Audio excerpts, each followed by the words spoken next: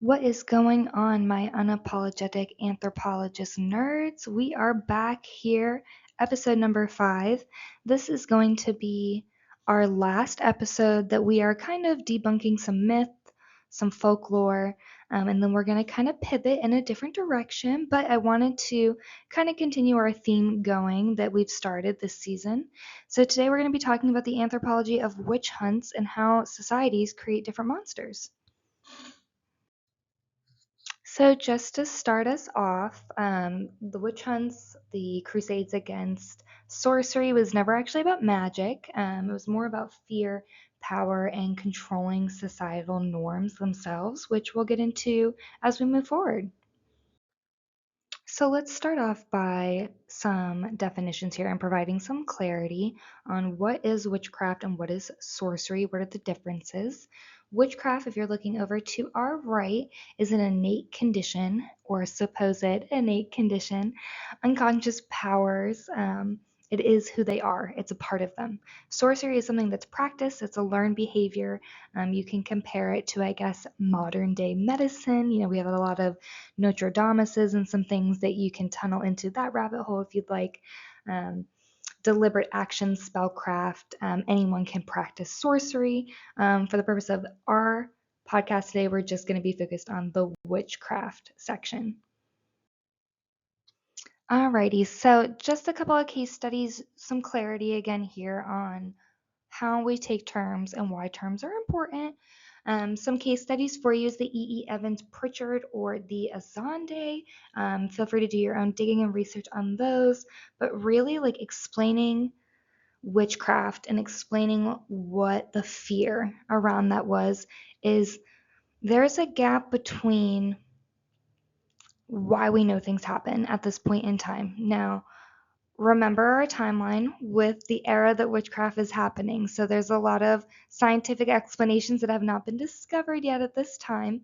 But witchcraft is really filling the gap between coincidence and tragedy and the reasoning behind that. So let's take the example of our little hut over here. Termites weaken the wood. The whole thing collapses. But why did it collapse at the exact moment that people were actually inside of it? Similar to why do buildings burn down when there's people inside of it versus when they're not home?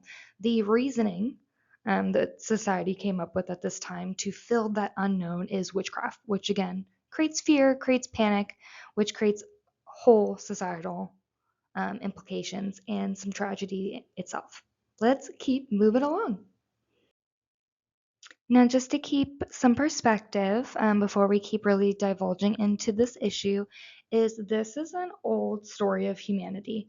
If you've seen some of my previous episodes, we talked a little bit about how we like to other certain groups that we consider not normal or strange or something we haven't come across before.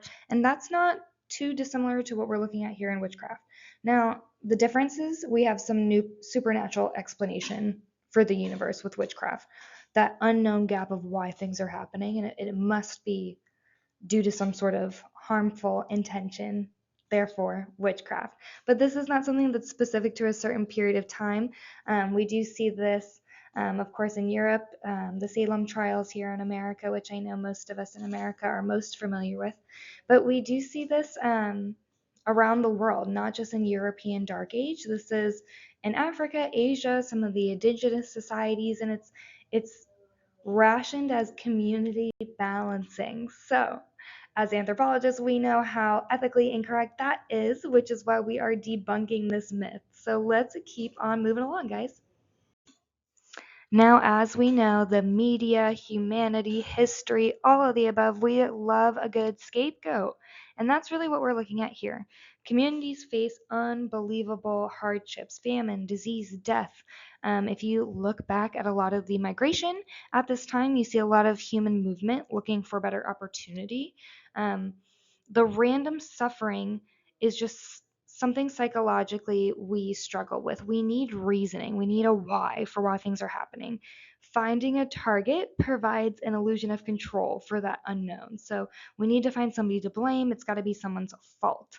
Blame is actually a survival mechanism, and we're going to talk a little bit more about survival mechanisms and human nature coming up in a later episode in the season. So if that's something that interests you, make sure to keep your eye out for What Makes Us Human episode coming out shortly. But the witches, in sense, then became, or this class of people that they're calling witches, then in sense became the scapegoat in order to give some sort of illusion of control of why these horrible things were happening at this time.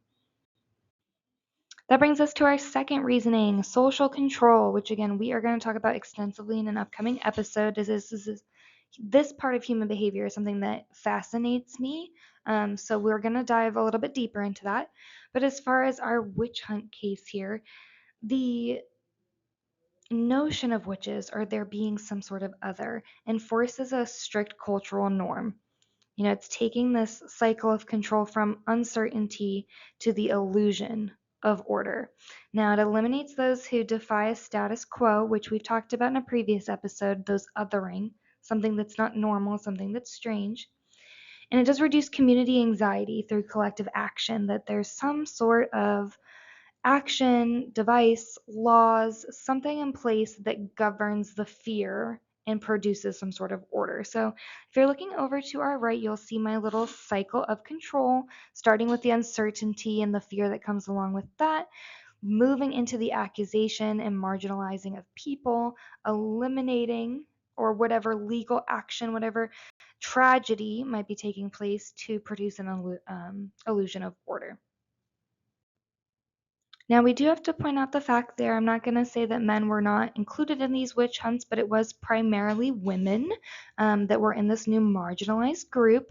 And this is disproportionately targeted across history. You can find easy trends relating to this. Again, I support doing your own research. Feel free to comment on this particular post or reach out to me, DM me, and we can definitely discuss any research or cool things that you find on your own. Definitely always open to having discussion. In an upcoming episode, we're going to talk a lot about the control and need of suppression of the female autonomy and anatomy, specifically revolving around child reproduction and things like that. We're going to talk about that extensively, but that's kind of the underlying theme here. The threat is the reproductive knowledge, midwifery, some of those maybe sorcery practices wrapped up into there, and the power is in marginalizing these women outside of the patriarchy, the control, maybe it's a religious control. We're marginalizing the specific group. Widow, poor, outspoken, strange, maybe considered headstrong today. These characteristics are all found within this marginalized group. So we're going to talk a little bit about that control later in another episode, but this is the underlying theme here on why specifically women were labeled under this witch term. All right, you know how much I love a good case study, and I don't think there's a better one out there. If you find one, send it to me, please, please, please. But being an American studying American anthropology, Salem is probably one of, if not the most famous case study. It is the perfect storm of witch hunts. You have religious extremism going on. There's a lot of Puritan influence in the area in our country at that time. A lot of paranoia, some anxiety, especially about the frontier itself. We have some war going on. The trauma of plagues and some harsh winters and lack of crops and even the expansion of a new area if we're looking at America specifically. And then of course property disputes, accusations, tracking neighbors. It becomes very he said, she said, and the catastrophe of being able to say, hey, my elderly widowed neighbor is probably a witch, and the domino effect that can actually lead down to. Stress is fractured the society, and witchcraft was the weapon to do so. Pretty lucrative. Definitely, if you're not familiar, I implore you to go do your own research. Definitely a large rabbit hole to dive into, and I really hope I actually get to go visit one day in person and take some of those historical tours and actually get to be in a place that has had such religious and historic influence, especially within our country. Salem is a pretty famous area in the state of Massachusetts, so I cannot wait to go visit and tour one day. Now, if you're still with me, some of you might be saying, okay, Rebecca, what in the heck does this have to do with us today? Like, we cannot possibly still be witch hunting people. There is so many modern examples of not necessarily witch hunts, but witch hunts of certain marginalized groups, whether you're looking at the Nazis and the Jewish population. There's so many historical references I can pull from, but I really want to talk to how does this apply today? And I know my site says 2024. I apologize. We are in 2026. Same concepts apply. But really, if you think about it, how many conspiracy theorists, satanic panics are out there, some moral panics, the fear of corruption in society, and social media only adds fuel to that fire. Digital mobs, public cancellations, internet trolls, the whole shebang. We are in a world of scrutiny that is at the touch of your fingers via social media. Technology changed, human software did not. We are still othering people, as horrible as that is to say. So as I mentioned earlier, this is actually a survival technique. So I wanted to kind of mention why. Why do we do this? It's so horrible. We know it's horrible. Why does this happen? Well, we are kind of wired for it. And I'll explain why. Obviously not justifying. We're not making excuses. We just want a full understanding of the humans that we're dealing with, our history, ourselves. So hopefully we can evolve to be better and not have such a traumatic history as we move forward. The first major thing here is threat detection. We have hyper evolved for vigilance and hidden enemies. We're no longer hunting different, predators or prey in the jungle. We are no longer doing tribe against tribe conflict at that level. I mean, of course, it's still happening today, but not at that ancient level. So we have now evolved, and we're still looking for those threats. Witch hunting and some of the things that are happening on social media is kind of the modern evolution of that.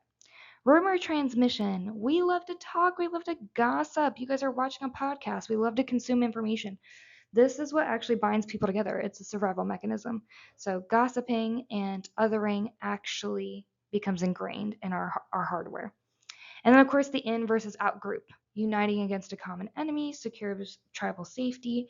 It makes intergroup commingling a little easier. You have a goal, you have something you're working towards together. So just an overview. There's a whole molecular underlying to this as well, but we are not getting into molecular biology, genetics, genes, any of that this season. That'll all be upcoming stuff. But just a little overview of why this happens. Why is this a part of being human?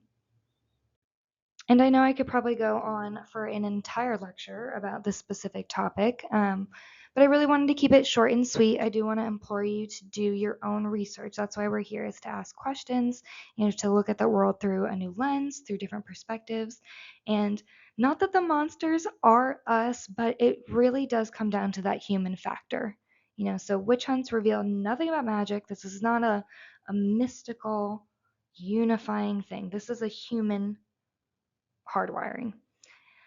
The witch hunts actually reveal our fears, uncertainties, desires, and our need for power, that want and that expansion for control. We want to question these stories. We want to understand what happened to these people, the deaths that were involved, the trauma and the legacies that were left behind for us to view now, and how that's shaped our current era of what we're dealing with, and just having a better, more open perspective as we move forward. But I appreciate you hanging with me for another wonderful episode of our Unapologetic Anthropologist. Make sure to like, subscribe, share with your friends. If you're going to open a discussion in the comments, remember this is a kind, free idea sharing place. So be wonderful and nice to each other. And I will see you again on another episode of the Unapologetic Anthropologist. See you then.